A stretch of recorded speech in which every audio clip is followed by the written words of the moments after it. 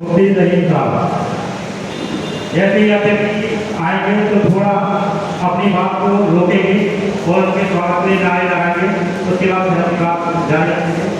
آئیے.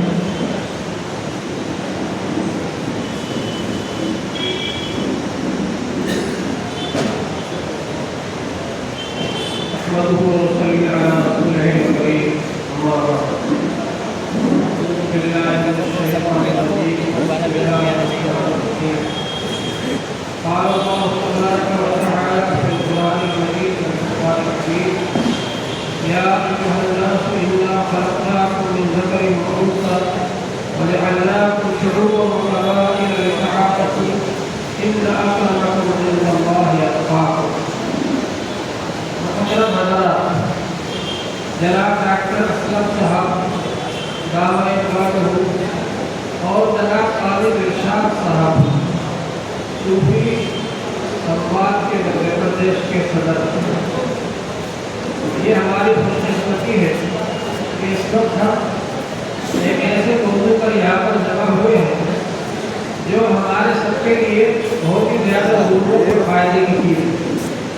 جناب طالب ارشاد صاحب نے مجھ جیسے آدمی کو اس مبارک اور بہت ہی زیادہ عظیم الشان اجلاس میں شرکت اور خطاب کے لیے دعوت دی، ان کا میں شکریہ ادا کرتا ہوں.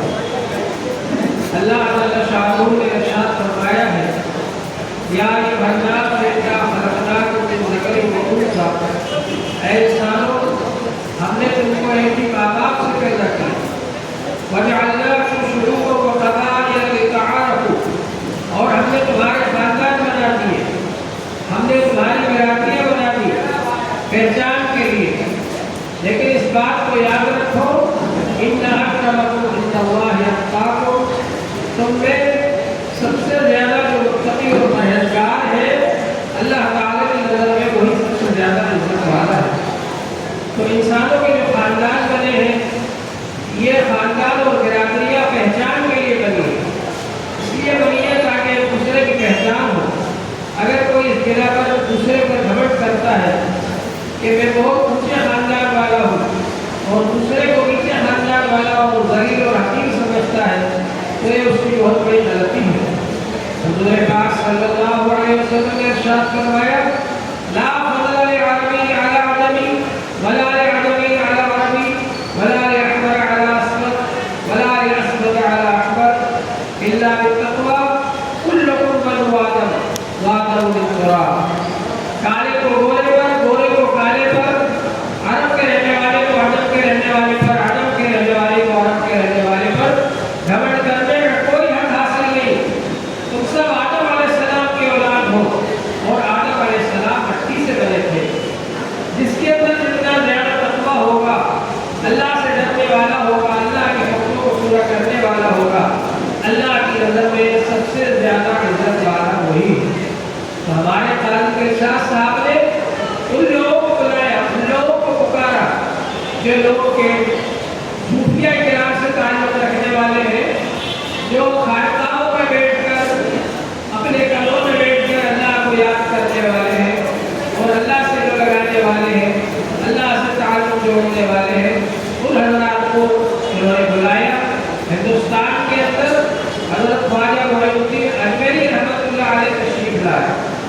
انہوں نے یہاں آ کر کے عملی طور پر اس آیت پاک کی عملی تصویر پیش کی جو میں نے بھی آپ کے سامنے پڑھی.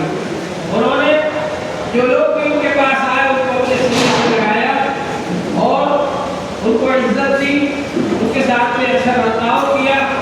اس کا نتیجہ ہوا کہ لاکھوں لوگ ان کے مرید ہو گئے. اللہ تعالی شاہ نے ان کو ہندوستان میں یہ مقبولیت عطا فرمائی. یہ اخلاق کی وجہ سے رسول پاک صلی اللہ علیہ وسلم کے جو اخلاق تھے ان اخلاق کے ساتھ انہوں نے برتاؤ کیا یہاں کے رہنے والے انسانوں کے ساتھ اور وہ سب کے مرید ہو گئے. آج بھی اس بات کی ضرورت ہے کہ ہم لوگوں کے ساتھ اچھے اخلاق سے پیش آئے. حضور پاک صلی اللہ علیہ وسلم نے ارشاد فرمایا خالق الناس بخلق حسن، اچھے اخلاق کے ساتھ لوگوں کے ساتھ برتاؤ کرو. اور ہندوستان کے اندر اخلاق عظیمہ کی وجہ سے نہ صرف یہ کہ مسلمان یہاں پر پھیلے بلکہ مسلمانوں کی حکومت رہی یہاں پر، اور مسلمانوں نے اپنی حکومت کے زمانے میں بھی کسی پر کوئی ظلم و ستم نہیں کیا، کسی کو پریشان نہیں کیا، کسی کو دین بدلنے پر مذہب بدلنے پر مجبور نہیں کیا۔ اگر کرتے تو آج کی صورتحال دوسری ہوتی، ان کے ساتھ اچھے اخلاق سے پیش آئے، اچھا برتاؤ کیا، اور اگر کہیں جھگڑے ہوئے ہیں راجا و نوابوں کے تو وہ اپنی جاگیر آگے بڑھانے کے لیے، اپنا راج آگے بڑھانے کے لیے ہوئے ہیں، اور ان حالات میں بھی نوابوں کے یہاں جو کمانڈر ہوتے تھے، فوج کے ہوتے تھے، وہ غیر مسلم بھی ہوتے تھے، اور غیر مسلم راجاؤں کے یہاں فوج کے اندر شامل لوگ، فوج کے کمانڈر مسلمان ہوتے تھے۔ تو یہ مذہبی رائے نہیں ہوا کرتی تھی، بلکہ راجاؤں کی، نوابوں کی اپنی جاگیر کو، اپنے راج کو آگے بڑھانے کے لیے اور زمین کے لیے لڑائی ہوا کرتی تھی۔ ان لڑائیوں کو سیاسی لڑائی کہا جا سکتا ہے، ان لڑائیوں کو مذہبی لڑائی نہیں کہا جا سکتا۔ ہمارے بھوپال کے اندر نواب حمید اللہ خان صاحب رحمۃ اللہ علیہ عرصے دراز تک یہاں پر حکمرانی کرتے رہے، اور اس سے پہلے دوست محمد خان کے زمانے سے یہاں پر نوابی ریاست قائم رہی، مگر یہاں کے حکمرانوں نے مسلمانوں کو اور غیر مسلموں کو سب کو ایسا ملا کر رکھا کہ سب شیر و شکل بن کر کے رہے۔ حتیٰ کہ نواب حمید اللہ خان صاحب کے زمانے میں جب 1947 میں سارے ہندوستان کے اندر فرقہ پرستی کے شعلے بھڑک رہے تھے، اس وقت بھی نواب حمید اللہ خان صاحب نے آس پاس سے جو لوگ اٹھے پٹے لوگ آئے ان کے سر پر ہاتھ رکھا، ان کو بھوپال کے اندر جگہ دی۔ اگر انہوں نے ایک کو آباد کیا تو میرا کے اندر پاکستان سے آنے والے 80,000 کو بھی آباد کیا اور ان کے سر پہ بھی ہاتھ رکھا۔ تو یہ حضرات حکمرانی کرتے تھے لیکن سب کو ساتھ لے کر کرتے تھے۔ اسی وجہ سے مدھیہ پردیش کا یہ بیچ کا شہر اور دل کہلاتا ہے، مدھیہ پردیش کا یہ سارے ہندوستان کے لیے نمونہ بن گیا، امن کا گہوارہ بن گیا۔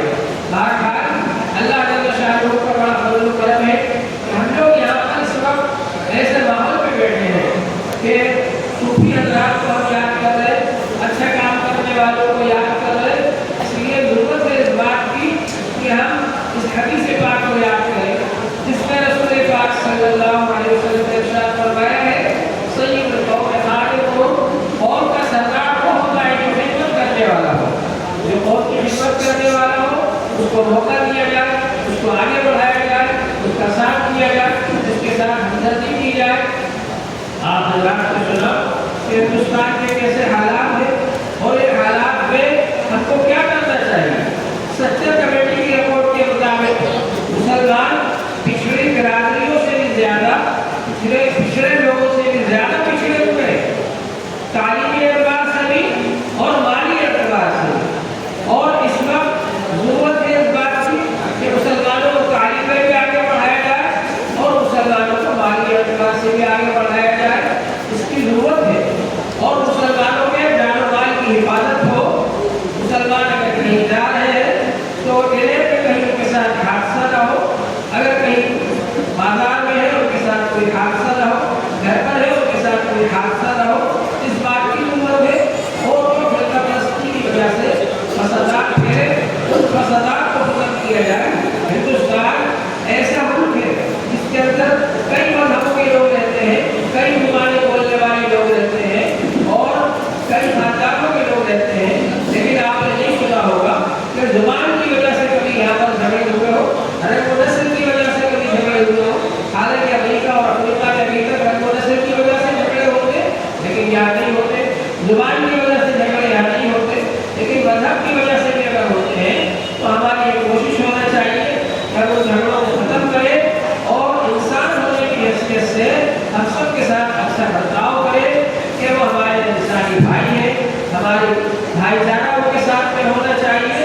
یہ کوشش ہماری طرف سے بھی ہونا چاہیے اور ہمارے بھائیوں کی طرف سے بھی ہونا چاہیے۔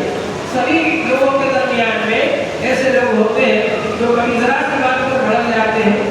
ہمارے شہر کے ایک بڑے بزرگ تھے بابولا لوہ صاحب، وہ کہا کرتے تھے کہ کبھی کبھی ایسا ہوتا ہے کہ لوگ آپس میں لڑ جاتے ہیں اور وہ یہ کہتے تھے وقتی بخار ہوتا ہے لیکن وہ اتر جاتا ہے اور اس کی وجہ سے آپس میں دیوار قائم نہیں کرنا چاہیے۔ بہرحال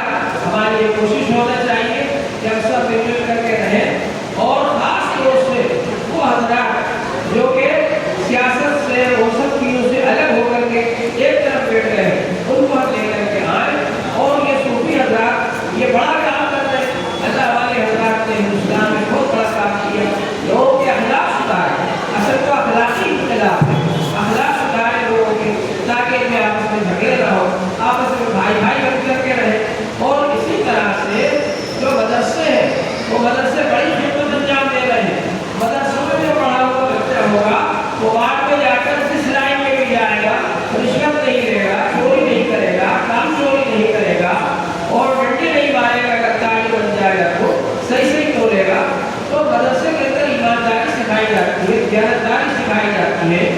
और आप गुजरात के रही में होगा कि हिंदुस्तान के अंदर जो माली एतबार से बाहर से जो करेंसी आती है, विदेशों की करेंसी जो आती है, उसका रूल हिंदुस्तान की मालियत में और हिंदुस्तान की अर्थव्यवस्था के अंदर 1/4 रुपए में चलनी है।